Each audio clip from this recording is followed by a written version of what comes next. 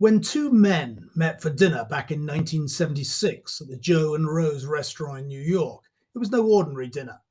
The history books don't reveal what they ate that night, but the main item on the menu was clear: to shake up the world of Wall Street, which first meant ditching their employer, Bear Stearns, in order to set up their new business. And that evening, Henry Kravis and George Roberts made the decision, along with their boss, Jerome Kohlberg, to leave and found Kohlberg, Kravis, and Roberts, better known as KKR. Within a few years, the first US state public pension fund invested in their private equity fund, and 2 years later, KKR raised its first $1 billion institutional fund. And today, 46 years later, KKR is a listed company with nearly $500 billion in assets under management, 2,000 employees globally, and listed on the New York Stock Exchange, a firm specializing in the alternative asset classes, including private equity, energy infrastructure, real estate, credit, and hedge funds. And today, 21 years after he joined, I'm delighted to welcome the co-head of KKR's European private equity business as we complete our series on private equity. So, Philipp Freise, welcome today to the Money Maze podcast. Simon, it's a pleasure being here. Thank you for having me. I've been intrigued as I did this research knowing KKR, as I have done since I started in the business in '85. You have a dazzling academic CV, a scholar of the German National Scholarship Foundation, graduated top of your class at WHU Koblenz. You attended EdHec in Lille and the University of Texas at Austin, McCombs School of Business.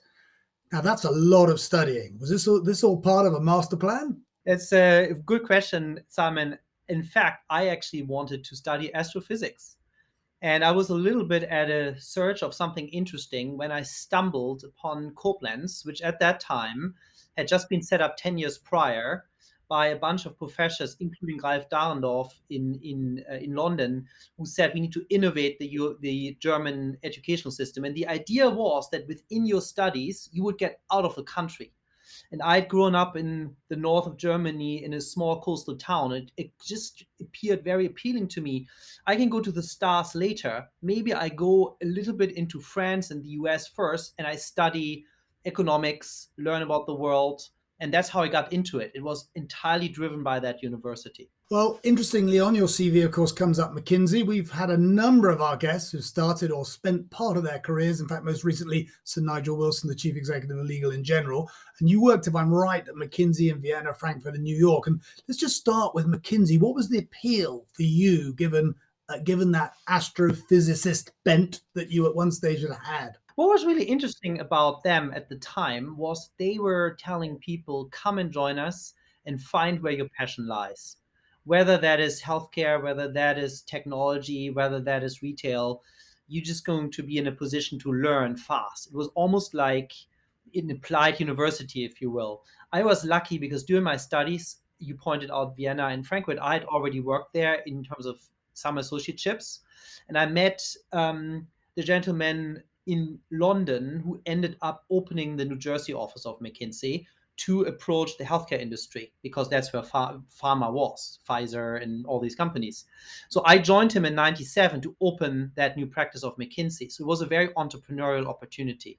My alternative had been to become the kind of right-hand man to the chief executive of Bertelsmann at the time in Gütersloh, which was another small town in the middle of nowhere after Koblenz, where I'd studied. So it was partly personal as well. And New York just felt amazing. And that's why I did it. So you obviously had the itch to move, because then you co-found a Berlin-based venture investment firm called Venture Park, which I believe was one of Europe's first pan-European incubators. Now, was this, were you restless? Well, it's interesting. What happened is in '98, Henry Kravis called Dick Foster, who ran McKinsey in New York, and said, we have a project here, Herbert's, which is a coating arm of Hearst, a chemical company, which became part of a French chemical company later. We need a German. Do you have any Germans in New York to work on that project? And they shipped me out to Wuppertal in Germany in '98. That's how I met KKR and learned about private equity. And it was a very entrepreneurial experience. It also happened that the alternative I had to McKinsey, the chief executive of Bertelsmann, had become Steve Case's best friend, as you remember. They had done a joint venture for AOL in Europe, which became one of the main success stories for Bertelsmann.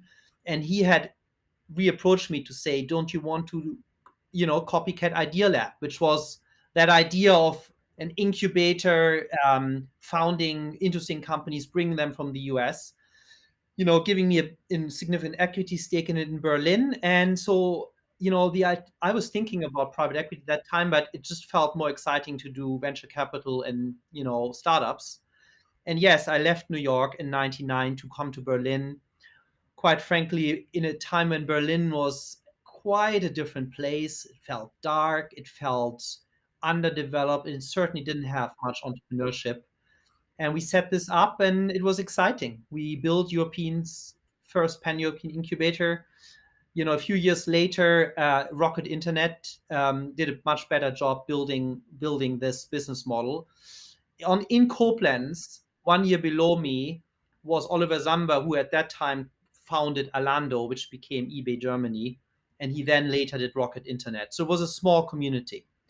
To answer your question, I'm just intellectually curious. I like to work in places where you learn new things and you can build things. And Venture Park was a great opportunity at the time. And might I be right in saying curious, but also not afraid of failing? That's right. I mean, I think failure is an opportunity when you learn from it. And I think McKinsey does a nice job teaching you that through their apprenticeship. That, of course, you make mistakes, but as long as you learn from them and you get better through them, it's an opportunity. And yes, it was quite lonely, Simon. It was me and a telephone setting up Venture Park. I remember, because of course McKinsey is a large institution, albeit much smaller than it is today. But I ended up literally in January 2000 in a small room with a telephone as an entrepreneur. And of course, it was also reinvigorating in August 2000. We were 70, and you thought about having created all this. But then the new economy came crashing down, and as an entrepreneur, you build things, you fail. It goes both ways. Got it. So you join KKR, which, as I said at the outset, is certainly in investing terms, a household name for its cross-divisional assets in the private markets. Was that then an easy decision for you? So above all, KKR at that time was a startup. I joined as the number 14 in Europe, and I think worldwide we were about 45 people. You contrast that with 2,300 people worldwide. So you imagine what an incredible opportunity that was. I had seen it in 98 when KKR tried to buy a German company and failed, and I was part of that failure because we didn't have an office on the ground and we hadn't really thought about localizing our business. And I was highly impressed by our founders who said, we take this failure as an opportunity to really do it right. We set up an office, we localize, we need Germans on the ground. And quite frankly, they also did something very unconventional. They hired a non-investment banking field entrepreneur with a consulting background, i.e. me, as kind of the first junior person for the German business, which I'm very grateful for. And I would add another point. What I learned at Venture Park is when you don't have the alignment of interest, because Venture Park was quite a high profile startup at the time. You had Goldman Sachs, the lead investor, on the one hand, and on the other hand, you had a number of institutions on the corporate side, Telefonica with Juan Villalonga, you had Bertelsmann, and a number of others who weren't seeing eye to eye. You had the first part who were looking for a quick return, right? IPO, a hot company within 2 or 3 years. And the other side of the equation was, let's just build innovation for 10 years. Let's see this really as a long-term opportunity. What I'd seen when I worked for KKR 98, you have absolute alignment of interests, right? You invest in businesses, you make the managers owners, and within the leadership of KKR, whether that's our founders or the other partners, there's just one goal, which is to make companies better. And in the end, it's easily measurable whether you've been successful or not. And that, some people laugh about when I say that, but it felt almost like a relief to work in a politics-free environment. So it was an easy decision for me to join it from a quite turbulent 2 years in the new economy, having gotten to know the people on that Herbert's transaction. The analyst was Joe Bay. he did the model, and I was the McKinsey consultant getting the inputs for the operational model. And when you meet people, you get to know them, and you know that they are great people to work for. So I knew that, and that's why I joined. So you're co-head of European private equity. You're on the KKR private equity and growth equity investment committees. And I want to start with Europe because in many respects, it's a paradox. You know, there's this macro sclerosis, which is not new. There's political dissension. There's the energy disruption. There's a one-size-fits-all monetary policy that some of us believe is unsustainable. And yet listed valuations in many parts look appealing. And I noted at the Berlin Super Returns Conference, and I'm going to quote you, it's never been more interesting to invest in Europe. So I'd like you to start by expanding on what seem contradictions. Yes, I mean, Simon, if you think about when great investment opportunities arise, it's at a time of rapid change with massive disruption, where there's a discrepancy in opinion about whether it's a good time or not. Because if everybody has the same opinion, you do not find, great investment opportunities. We saw that in COVID, right, where KKR invested, in Europe extremely with confidence and more than the competition. We can talk about this later. It has worked quite beautifully. And I think KKR's institution, including the European business, has really spent 20 years learning from the dot-com great financial crisis, the Euro crisis. And the message I'm going to say in response to your question is it's now a great time to invest in Europe because there's so much change that is happening. That change cannot be delivered by the public markets. The public markets in Europe are not the place to invest to take advantage of that crisis. It is the private markets, i.e., the overall alternative investment industry. And within that is a private equity firm that has a partnership approach, which invests in places where you need to transform companies, where you help them cope with, energy security transition, digitization, and above all, which is a very overlooked factor in Europe, a rapidly aging demographics, which creates a lot of transition. Now, at the time when we announced the investment and we wanted to talk about Excel, which is the Dutch e-bike manufacturer, people scratch their head and say, what is KKR doing? We had a thesis that energy transition is going to accelerate and be an important driver of investment opportunity.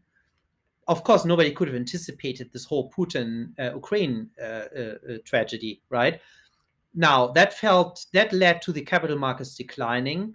We were able to close the take private of Excel. My concern would have been that in a normal environment, maybe that would have been much harder to take it private. You see, that's the paradox you're referring to, that interesting fundamental opportunities, are able to generate great outcomes for the likes of us because there's really a disconnect between the assessments of the public and the private markets right now. Yeah, well, I think it was General MacArthur who said if everybody's thinking the same thing, then nobody's thinking. So I get that. Now we had Sir Xavier Rowley on the show last year, who was deeply critical of the fiscal regulatory regimes that are in Europe, and I think that's taken for granted. Your point I want to just come back to, though, is the private markets are in many ways better suited for some of these companies to operate than the public. Why do you think the public markets are failing? First of all, we're absolutely supportive of the public markets in Europe. You know that with Trainline here in the UK, we reopened the capital markets in the UK in terms of IPOs. We have done other OVH in France, which reopened the IPO markets in France, Hensoldt in Germany. But it's obviously a trickle and it's not a stream. If you look at the statistics, the US, capital markets have 10x more depth, more turnover every day than the European capital markets have. Apple on a daily basis trades more than the entire European capital markets. So the issue we have is we have a less of depth, and that allures, of course, the likes of BioNTech, which are the real growth drivers in Europe, the innovative companies. to rather, or Spotify is another good example, to list in the US. Now, as a European investor, it creates a fantastic opportunity for private equity. So if you want to allocate capital to Europe, which we can talk about why is a must in this situation, it is a much more promising allocation in the private market than in the public markets for that reason. There's just less to invest in the public markets than in the private markets. And also, the second point is you just need to work these companies harder. It is not enough to just invest. We have built, I mean, we call it, we have invested in readiness for whatever outcome comes, whether that is a tragic war in Europe, whether that's a pandemic, whether that's inflation. The readiness comes from having a global scope. We founded the industry in the US. We're the largest private equity firm in Asia, so we know what is happening around the world. We have, secondly, a deep operating team. You got to go into your companies and change them, whether that's on the pricing, on the operations, whether that's opening new, offices for them outside of your own borders. That's how you reap the opportunity. And by the way, and that's the third point, on the demand side, that's what people want. We get these transactions over the last 10, 15 years, 80%, so 4/5 of all of our transactions were partnership deals, which means people weren't willing to sell their company. They were willing to either bring us in as a minority or a majority, as a partner, to fundamentally change the businesses. We started that in 2009, come back to the Bertelsmann example, where we teamed up with Bertelsmann to build BMG, which we built into the largest independent music publisher in 4 years.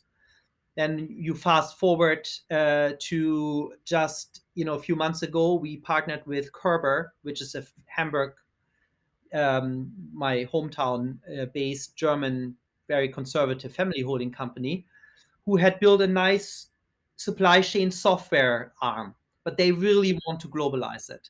We took a stake in it and helped them now to bring it to the US through acquisitions and organic growth. It's exactly the same transaction that we did with Bertelsmann. And what happens in Europe is, when you have a track record of those types of transactions and relationships, keep in mind, Europe has 3 times more family companies than the US. That's how the word spreads. And that's how you get into these transactions. It's impossible to do through the public markets. These are all private situations. So I liked, or I was intrigued with your comment when you said about these European corporations, you've got to work them harder. And there is this cultural difference between business and how it's historically done in the US and in Europe. And you can use a number of adjectives. It might be that we talk about German business culture as more paternalistic. You might say that they'll invest for longer and consume less, and that's a smarter move. So it's a balancing act. You want to increase the sense of urgency to be able to achieve the yields and returns, but you have incumbent managements and owners who are sensitive. Just tell me a little bit about how you gauge gauge and achieve the balancing act. That's a very good question, Simon. You can only do it by doing both. We localized our business. Remember the Herbert's example. The conclusion from that original failure to be successful in Germany was, we need to localize. So we have offices in Frankfurt, in Stockholm, in Paris, in Madrid, in London, to be on the ground with locals. We speak our languages. So in Kerber, of course, I went, right? Because I'm from the same place. And you bring in, at the same time that you localize, and you have the people that share the culture, that speak the language, that understand the local sensitivities, you bring the experts. So you bring the head of the US software practice. You bring the head of China. Just use 2 examples. You bring them around one table, and that is the cocktail that works. So to answer your question, it is more complex, but it's not enough to just have the global experts, because you'll lose people. And that is, by the way, that's an overarching problem of why we have so little problem solving around the world in other aspects right now, because we don't speak the language of the people who are actually affected by this. On the other hand, if you only have the locals, but you have no global knowledge, you do not solve the problems right now. Because the biggest problem Europe has right now is a lack of innovation, it's low productivity growth, and it's a lack of capital.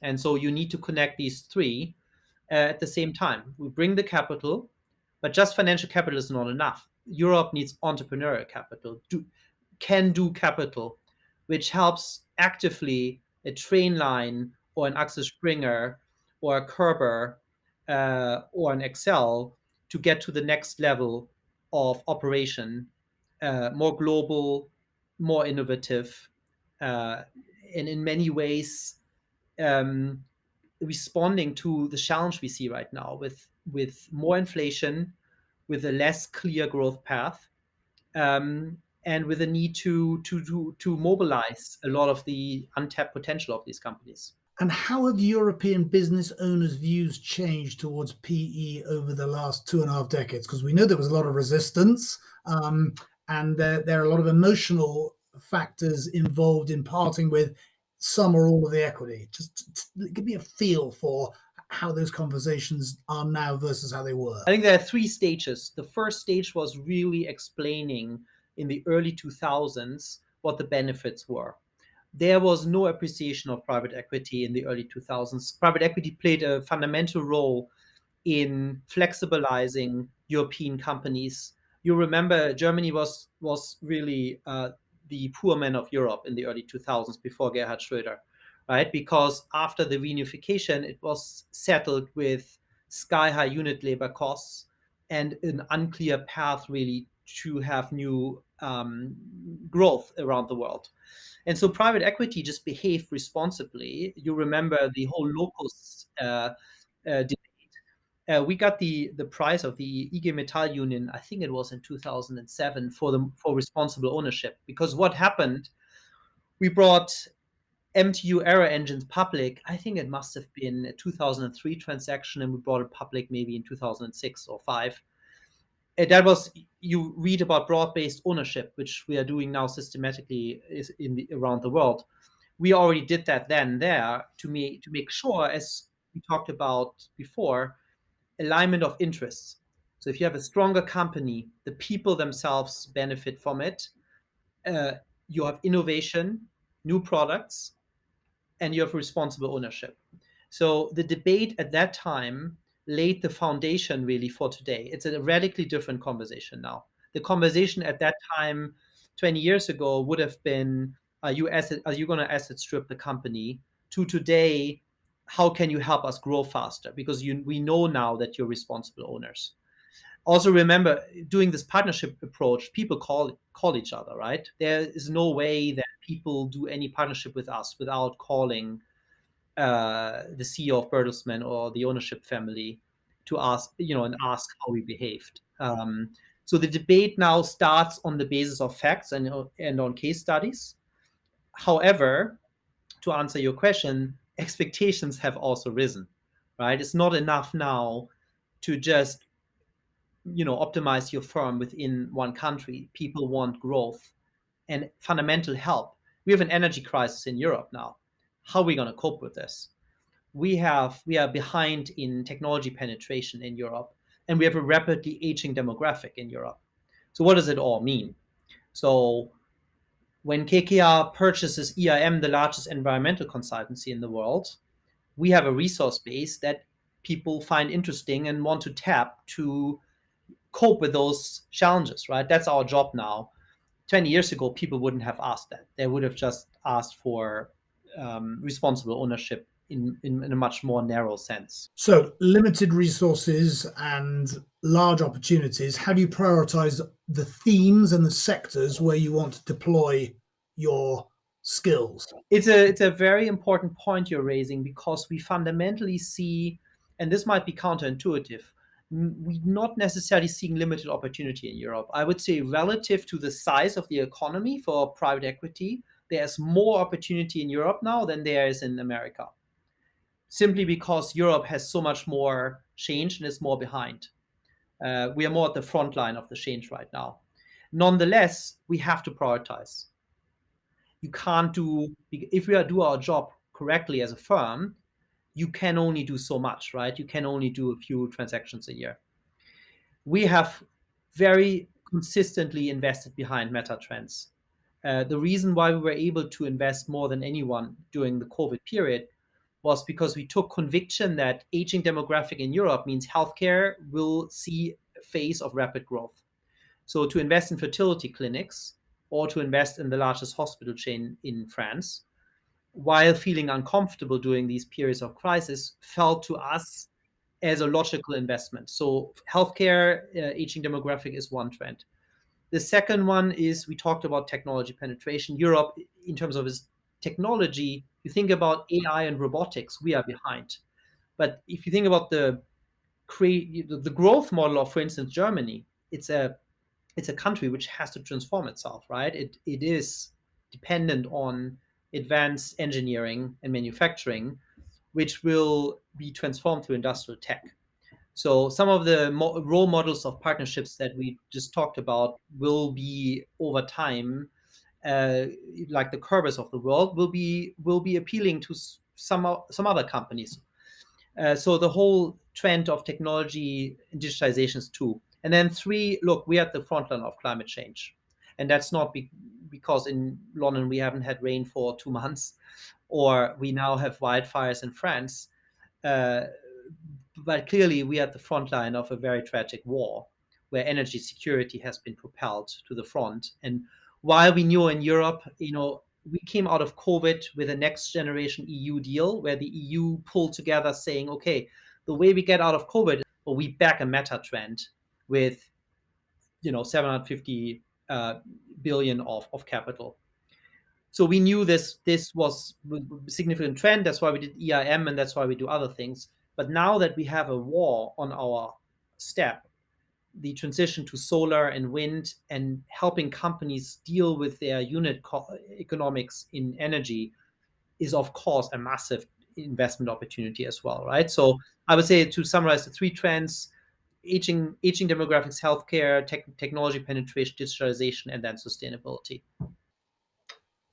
Got it. So I'd like to go back to your Axel acquisition, e-bikes. I'm having gone over the handlebars of my road bike yesterday in the mountains where I am. I wished I'd been on an e-bike, but I noticed as I did a little work ahead of this call that having acquired Axel last year, the business had a turnover of 1.4 billion. Now you're a consultant and you're a private equity guy. Give me the strategic rationale, please. I give you an anecdote. I'm just back with my 4 kids, spending a couple of weeks with my mother, who's 82. She's turning 83 in October. And the first thing she tells me when I arrive is, I bought another 2 e-bikes. And I say, Mom, why did you do that? She says, well, I'm not sure how much longer I can use the car. We just all need to be more independent. And I think that's a good example for what's happening in Europe right now. This is getting very widespread, not only because we have a trend for mobility to be transformed through fossil fuel driven cars, through electric means of transportation, but also because we have a health and wellness trend now. People want to be out and about. And if you think about the fact, for the first time in our lifetimes of ever, we have more 65-year-olds now than we have 5-year-olds. That's a fact.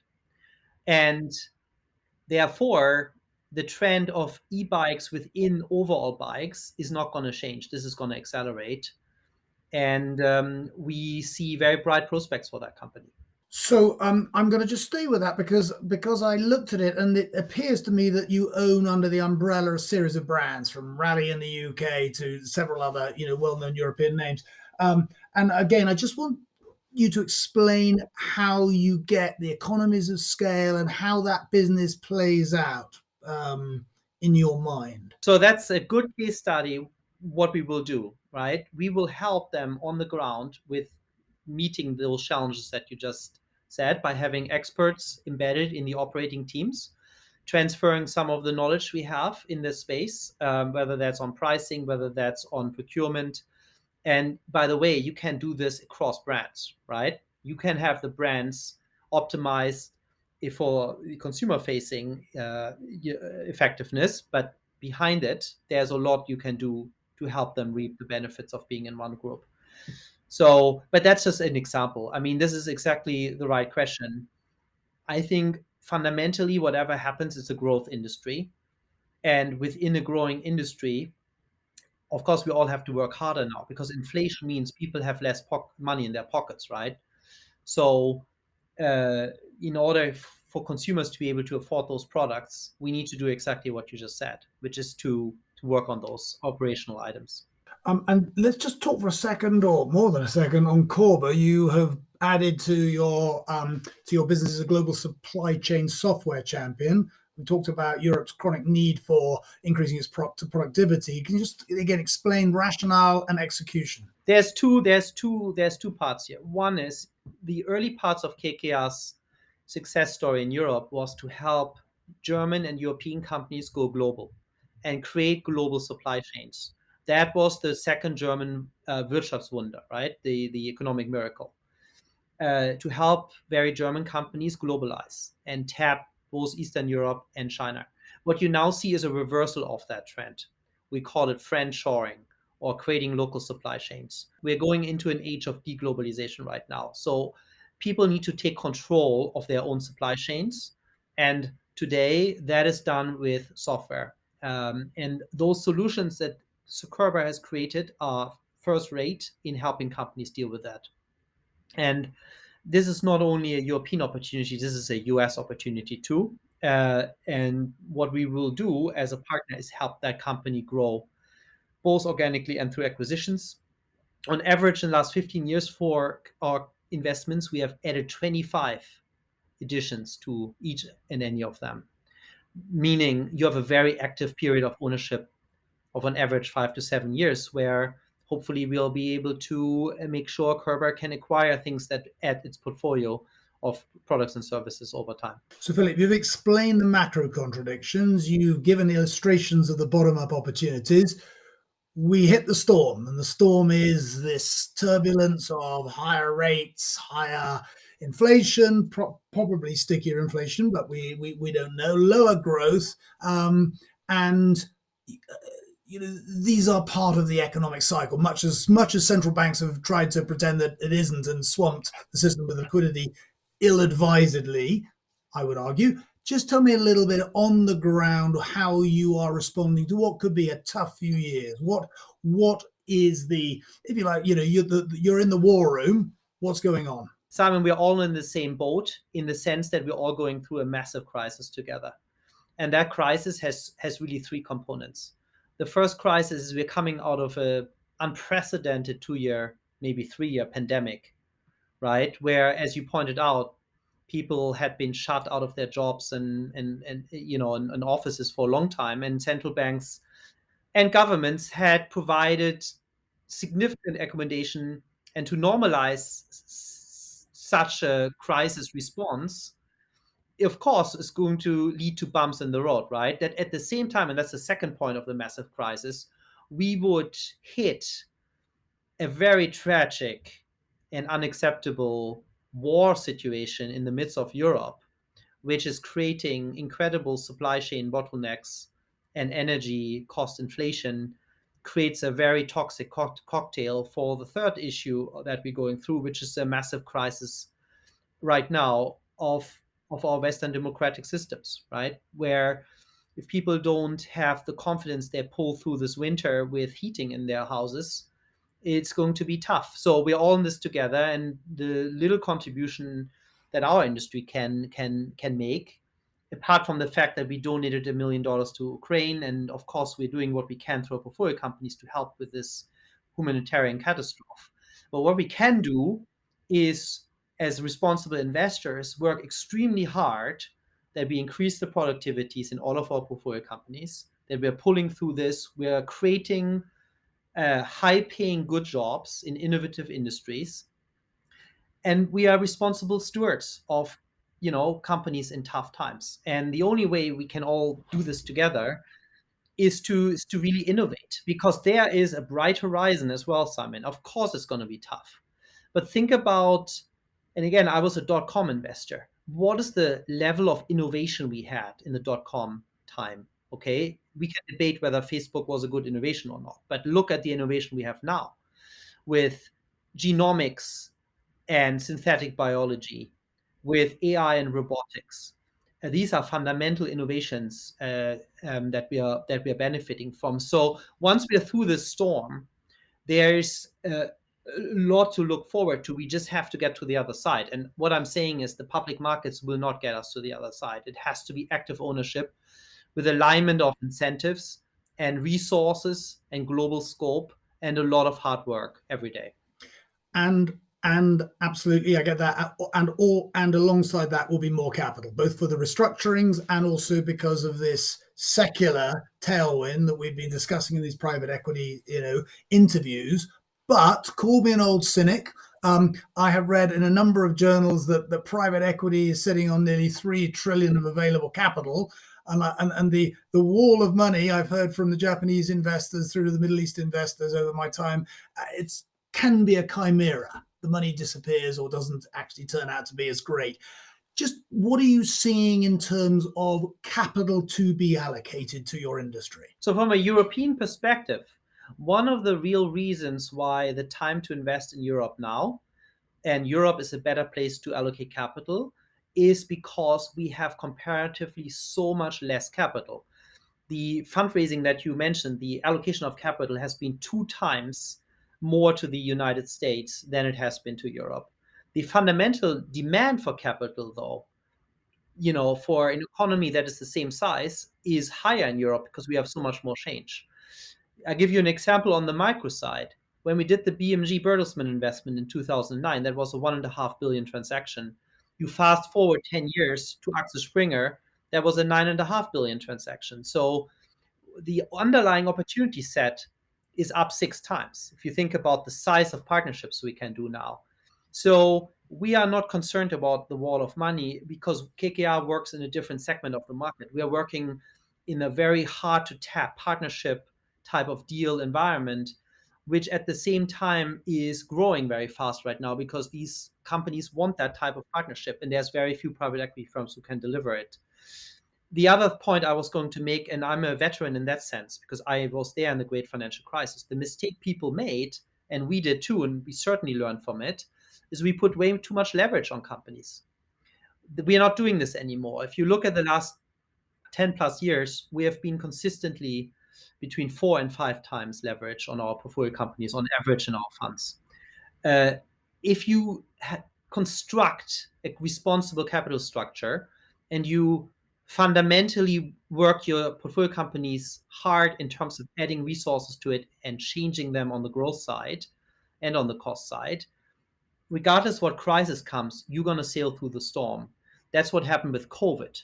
Remember, we bought Vela, which is a hair care producer, in the midst of COVID. Who knew where the hair salons would reopen again? That company is performing very strongly right now. The same with Elsan, which is the largest hospital provider. We bought the largest hospital provider in France during COVID. It's doing incredibly well right now, very strong operating performance. So, but in both cases, we put very little leverage on the business. The same applies now. The wall of money, in fact, is only then a problem if you do cookie cutter transactions, right? That's not what KKR stands for. We are trying to be solution providers for fundamental transformation right now, where ever-growing partnerships are possible. So you've touched on a key element to all of this, which is diversification within the fund. And if we go all the way back to 1989, KKR acquires RJR Nabisco for $25 billion.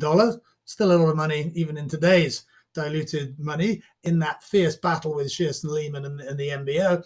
And it was interesting is that in 1995, KKR divested its holdings in RJR, taking a loss. And then KKR said it was going to take less. I think its words were pledges not to commit so much of its fund to a single investment. However, what I did note is that overall, the fund in which that investment was made money. So what does that tell us about risk at the fund level? So I've done this 21 years now, and I sure have been in tough spots where if you look at venture capital investing, Venture Park in 2000 was probably one of the most promising investments for some people. And then 2 years later, it was worth very little, right? And people suffered much steeper losses also on fund levels. I've never seen any loss on a private equity fund. And that's precisely because as a partnership, we spend so much time on portfolio construction, right? So you think about maybe on a fund we have 15 to 20 companies. How do you diversify it across geographies? How do you diversify it across industries? How is your operational exposure in these companies? And yet, as I said, how much financial exposure do you have in terms of leverage across the board? So yes, when you have a train line, which was a very successful transaction for us, you can also afford to have less successful transactions, right? It is exactly that rationale that our industry is pursuing, and KKR specifically. Now, that said, I was on Zumtobel as well. That was the very first time um, that KKR was asked by, it was an Austrian family at the time, to help them with this whole LED transition. When we were asked to put more capital in the business, we did in 2002. That helped them to invest in LED, and we turned the corner and we brought it public. I think it was in 2006. As a transaction, it might not have been as successful as a train line, but the hard work put in was equal measure, because we have a fiduciary responsibility, and quite frankly, we deeply feel that responsibility to make every investment work if we can, and to really create as much innovation and jobs as possible in these businesses. Because remember, we are in the relationship business. People do business with people they like and trust. So if we behave irresponsibly, we're not going to get the next trend, especially in this partnership, business. So you're right. We've never lost money on any fund, and we work every investment incredibly hard over time. And the spread of outcomes is definitely less than it would be in venture capital. So Philip, a lot of these businesses were, in their origins, US-centric businesses and axiomatically they have gone overseas, and Europe's proved to be a strong foothold for you. How is that likely to evolve, number one? And number two, there are cultural differences, as we know, between, the way the US can look at things and the way of Europeans. Just tell me a little bit about how, managing different cultures, because you've got a big Asian business as well, how that's happening overall. Simon, you mentioned the Asian business. That's a fantastic case study. If you think about, 1998 Herbert's, the KKR analyst on that deal with Joe Bay. 7 years later, I think he wasn't even a partner. Henry Kravis and George Roberts gave him the opportunity to build our Asian business. They dispatched one of our young stars to build an entire continent for a private equity firm. That is an example for the culture of decentralization and really vesting, entrepreneurial opportunity in our leadership teams. So while KKR has extremely strong culture that is uniform across the board globally, what is happening is us being able to very much localize our approach. And now, obviously, KKR is run by Scott and by Joe. Joe built Asia. And so for us in Europe, that means an even more accelerated focus on localization, having the French in Paris, having the Germans in Frankfurt, the Spanish in Madrid. And that has for sure reflected it has been reflected in our recruitment approach. You have to think about the fact that KKR is now leading the industry in Europe in terms of diversity and inclusion. We are 43% gender diverse and 51% overall diverse. I think people wouldn't have thought that KKR would be driving that change in Europe, but it's extremely important, because what is happening right now is that overall, especially for someone who wants to do partnerships, look at who's on the other side. It's a much younger, it's a much more female, and it's a much more international crowd now. So for us to reflect that in our leadership is incredibly important. And for me personally, you asked me about my childhood. I was raised by a working mother and a working father, an entrepreneur and a dentist. And it's completely normal for me to have that situation where it's equal. Now, it just happens that that's right now what is driving a lot of the business as well, in the sense that a lot of the next generation family entrepreneurs are the daughters as much as the sons. So that's one of the main KPIs Mattia, my co-head, and I are driving in everything. Now, before I ask you some general questions, I have to ask you, KKR is a listed public company. You're operating in the private equity space. What does the listing give you, even if you weren't the author of the decision to list? Why do you think it helps you? Because obviously a number of your competitors remain private. It's a great question. I was there when it was done, and it extremely helped us. Think about some of the innovation that was made possible by it. I went to Henry and George maybe in 2014 and said, we need a growth fund in technology. Because a lot of the stuff that's happening in our later stage companies is informed by earlier stage innovation. Think about cybersecurity. And we backed in 2015 our first next generation technology growth fund with a significant investment by the balance sheet. If we hadn't had our own balance sheet, which was made possible through the IPO, I'm not sure we could have had all that innovation. We are the largest investor ourselves through our balance sheet, made possible by the IPO, in everything we do, which means KKR is a much more diverse firm now. You think about our 200 billion credit business is another example. We are the largest underwriter in terms of the capital structure to many of our own portfolio companies. So it gives us independence. A lot of the deals during COVID we couldn't have done without a balance sheet underwriting capability, which gave us the confidence to be able to, whatever happens in the markets, to be able to construct optimal capital structures over time. So I see a lot of strategic advantages through it. It's obviously we were very early with it. On the flip side, you cannot let your culture change through it. So you're right to ask the question. It means we have to work it harder. So as a leadership group, to make sure we maintain that entrepreneurial culture, that teamwork culture, that innovative culture in that context is extremely important. And that's done through a lot of active leadership on recruitment, but also on training and just in apprenticeship in doing. So I'm going to ask you some rapid fire general questions. Just let's kick off here. What advice would you give for young Germans considering finance? I have good news. If you want to go into finance, you do not have to study finance. Just be as broad as possible, because what we are doing in terms of the inclusiveness and diversity of thought means that if you have a liberal arts background, it equips you very well in a few years' time to go into finance. And what does finance mean, right? You don't have to be narrow. What KKR does in finance means we fundamentally build companies. So to have fundamental understanding of how humans work and operational skills is as important as finance. I know you're an opera buff, a member of the board of the Bayreuth Opera Festival, but which opera would you most like to see and where in the world if I could give you the ticket right now? I'm going next week to Bayreuth to see Flying Dutchman, and that will be my answer. And please join me if you can. Fantastic. Well, thank you very much indeed. You're going on holiday. You can take one book. Which book will it be? I have read The Magic Mountain from Thomas Mann a long time ago. It's a cautionary tale of how quick a prosperous, liberal, innovative, creative society can deteriorate into barbarism. It's beautifully written.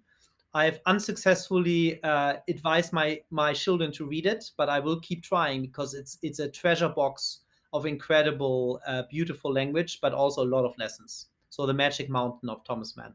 Very good. Well, I was trying to advise one of my children last night to read How to Win Friends and Influence People, but I seem to have failed with that as well.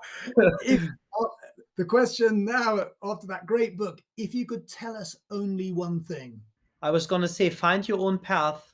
It was certainly unconventional to found a company, study in 3 different countries, quite frankly, dream to wanting to be traveling to the stars one day and end up building companies for a private equity firm. You can find your own path. Follow your path of passion and you'll be successful. And you've had a terrifically successful career to date, but you've had setbacks. Just tell us how you dealt with the most significant of those setbacks emotionally. Well, I mean, obviously, when you build a company, as I did with Venture Park, you want it to be incredibly successful and long-term. I think the biggest disappointment for me was to see at the time how the board behaved, quite frankly, that there was no alignment of incentives. And I learned very early on. I mean, I was only 27 years old, 28 years old, that the only way for me that I was sure to be able to have a real impact in life and to create sustainable innovation and impact was alignment, and ownership was an avenue to that. So private equity to, yeah, I mean, it sounds maybe unconventional, but private equity is a means through alignment of interest and ownership to create impact, bring good into the world, and to not waste your life with politics. That was for me the lesson of Venture Park. I reflected a lot after it, thinking what went wrong and what should I do now. To my great surprise, at the time I went back to KKR. I had seen them 3 years prior. Um, and it was the right decision. I never looked back. I loved the time here. I've done it for 21 years now. If you think about all the innovation that's possible in this platform, from basically flexibilizing German companies 20 years ago to going through the great financial crisis, then setting up a technology practice, investing through the Euro crisis, getting through COVID, come up with a really very interesting healthcare practice now, and now bring true diversity inclusion in our approach, and building this partnership track record in Europe is a very gratifying path, and I look forward to expanding that. Quite frankly, in Europe, there's a lot of need for that as an industry to do more. And finally, you mentioned politics. Angela Merkel's legacy. Would it be fair to say that maybe she failed Germany with a misguided energy policy and excessive trust in Putin's Russia? We have to look forward. We have significant challenges. I think it's fair to say that, I mean, it's really interesting, Simon. Look at all the 2021 year and 2022 outlooks. I mean, I challenge you to give me one which would have predicted this, right? And this is again coming back to the Talib black swan kind of thing. Instead of looking back, let's look forward. What's the next black swan, right? What's the next black swan? I'm spending all my time looking forward. And as an industry, you're absolutely right. We have to engage as an industry with political leaders, whether that's in Europe or in other situations, to partner and to really think through what the next challenges are and work together to solve it. I've written down a lot of things, but I've written down something that I think you expressed eloquently and succinctly, and that is that Europe needs entrepreneurial capital, number one. And number two, the opportunity set is immense in Europe and much greater than available in the US. So there are a lot of our listeners whom we're extremely grateful for are big allocators to capital. Some of them are running private wealth organizations, pension funds, all sorts of other pools of capital, and generally we would observe that their allocations to private equity are less than they expect them to be. So I think there is a lot of food for thought, and a lot of your observations have been been very helpful. So Philipp, thank you so much. It's been terrific to see you here today. Simon, thank you so much, and I hope you have a good time in BRBA, and thank you for having me.